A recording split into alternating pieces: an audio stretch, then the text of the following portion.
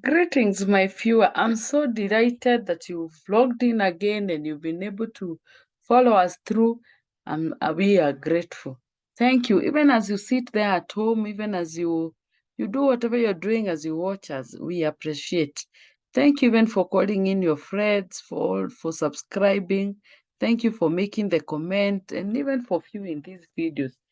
Today, we look at what do we really need to do or know so that we can experience abundance. And we not only experience abundance as a one-off, but we experience abundance as a lifestyle. Abundance as a lifestyle until, like you leave this world. What exactly do we really need to do or know? Yes, welcome to this episode. What you realize is that different people take different roads, or different people are different and they do different things. And these different people, though these different roads that people seek or they follow through, they are all looking for fulfillment and happiness.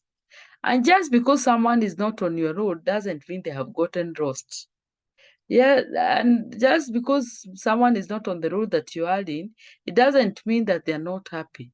Yes, different people did take different roads to seek fulfillment and happiness and to enjoy abundance. And just because you're not on the same road or they're not on the road that you followed, or they're not following you or you're not following them, it doesn't mean that they are lost. They are on their lane. They are on their road. And now what the major thing that we need to do is that we need to acquire wisdom, knowledge, and this will enable us get the wisdom so that you're able now to make the decision. And we make not only the decision, we're able now to start making decisions that will allow us get good consequences that will give us abundance. For you to get knowledge, it's not about where you get the knowledge or how much you pay for the knowledge. What really matters is for you to get that genuine desire and you pay attention to get that information. Then once you get this information, you'll be inspired. And once you're inspired by that information, go ahead and implement whatever you've learned or whatever information you've gotten and it inspired you, go and implement. And once you implement, integrate it in your daily activities and in your daily affairs. And you watch your life starting to change. Once you start now integrating that new information, and as you start receiving that new information or information you didn't know before, adjust your perception, adjust your mindset. And as you adjust your mindset, you'll see yourself growing.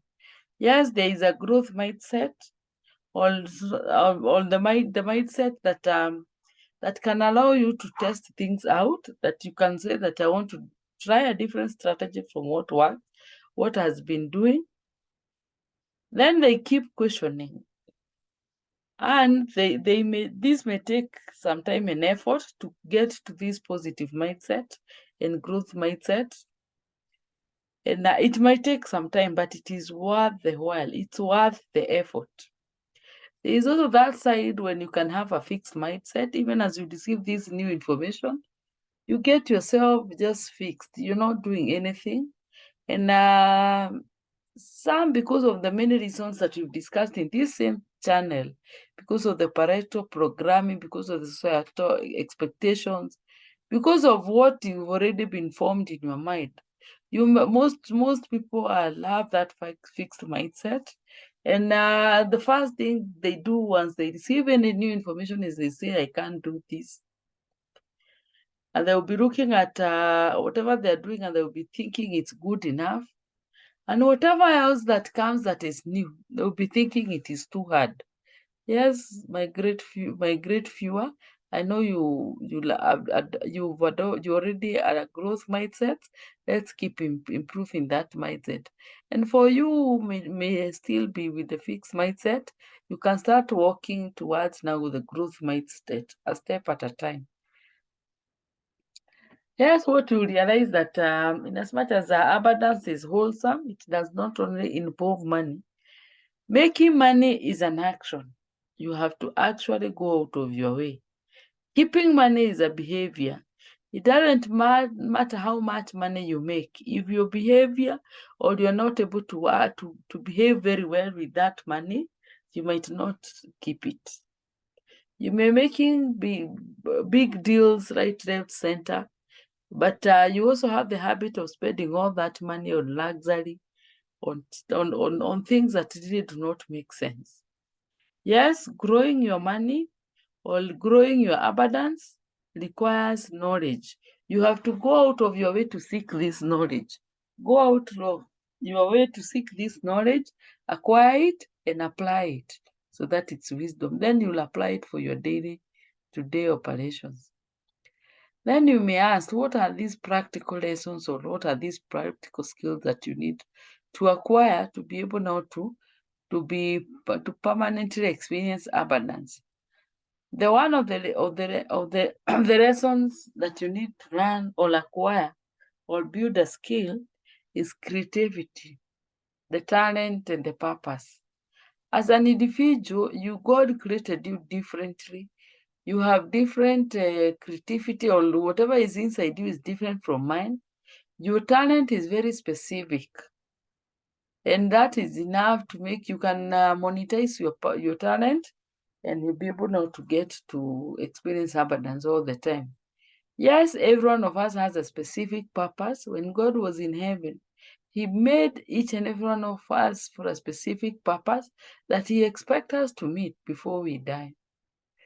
Then the other thing that the practical skill that you need to acquire is time management or goal setting.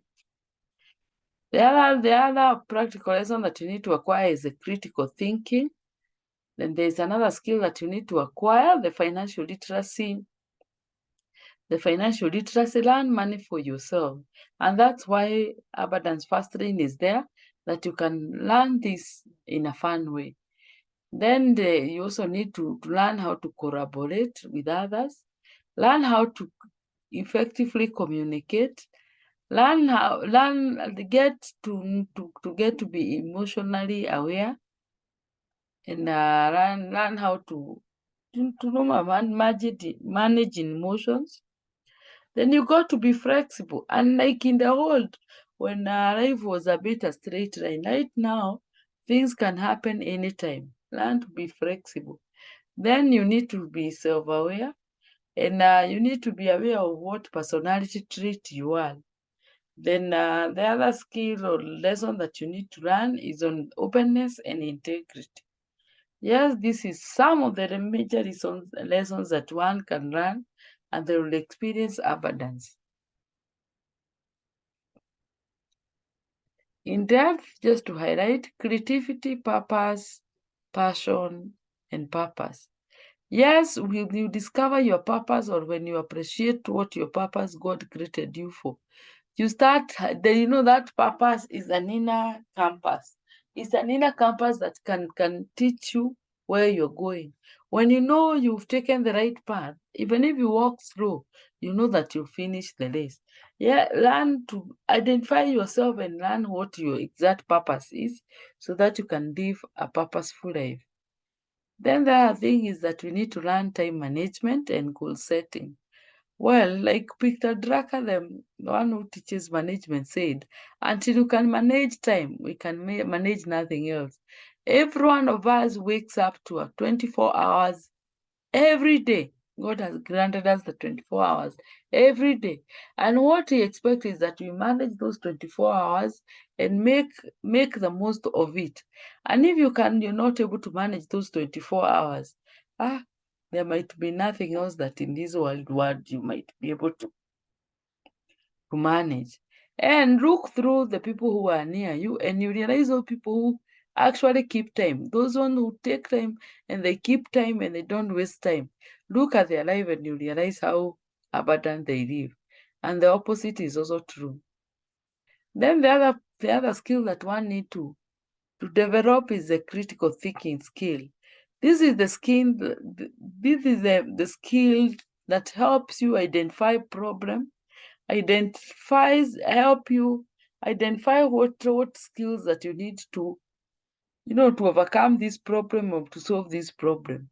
And now get the creativity of how you get out of that problem, and you have now the solution. Yes, critical thinking is very important. It helps you make the decision, improve your decision making. That means that you're able to make your decisions faster. It also enhances your problem solving ability. You're able to solve problems faster than if you're not really thinking critically. Then it helps you refine your research skills. It also polishes your creativity, and you'll get better at whatever you're creative at, and it stimulates curiosity. When you're a critical thinker, it will stimulate your creativity. Then on the financial literacy, what we need, this specific chapter has been so huge on teaching financial literacy. There's a video on financial literacy 101 and many other first-hand experiences attached, and many other lessons that help you understand financial literacy. Financial literacy generally starts with you being able to prepare a budget that will allow you tell your money what to do and where to go, instead of you just waking up and asking, where did my money go to? So most of the things that you get to understand in financial literacy is that you get to understand finance, the funding, and the cash. You also get to understand the expenses, how you account for it, for your money, and the savings. Yes, when from financial literacy, you get to learn money, business, and account for yourself without having to refer to someone else. You also need to learn collaboration. In collaboration, you realize that you bring your part, I bring my part. We come together and bring a bigger thing. Instead of now fighting each other or fighting for each other, you can start collaborating and making things bigger and better. Then for you to really experience true abundance, you need to learn effective communication. I may not want to delve much into this topic of communication because they're experts. But the thing we need to highlight to know at this point is that there is an non-verbal communication and there is the verbal communication. The verbal communication is the written, the oral, and the visual. Yes, and besides all this, communication is not about you saying, it's about even the receiver and ensuring that the message really gets home or gets to where it is intended. On the emotional intelligence, yes, we need to know how we can get self-aware. Then after we are self-aware, we get to know how we can self-regulate ourselves. Then what motivates you, remain to be empathetic, and learn social skills. Don't just remain there. Get to know these emotions and manage them accordingly. Then on flexibility, as I had highlighted earlier in this video, right now you might have to get flexible. You might have to learn to get to know how to multitask. And the current age we are in is that you need to adapt very fast and change. And the only thing that does not change is the change. So learn as fast as you can and then change. As we do all this, then someone needs to really just get to be self-aware. They understand themselves for the personal trait. There's so many programs in the net that can help you fill in and get to understand your personal trait or your character. Yes, these are part of the things that one can describe the character with, like patient, impatient. Yeah, those are some of the things that one can describe the character. But the most important one is to know that what is inside you. What thoughts do you have? Those thoughts are the ones that will make you do whatever you need to take action. And the word up now, making you get to feel. You either feel happy or you feel sad. So Besides the physical characters that we see, the physical ones, how one looks like and all that, and that forms part of the character, because how you look really forms part of your character. It's always good to understand people and don't be judging, be so judging, but get to learn to see even yourself, your character. The other item that or skill that one need to acquire in case they haven't, is getting to be open, getting to remain the man of integrity, and one remain true to themselves. Yes, please, every one of us is unique, and let's remain true to ourselves.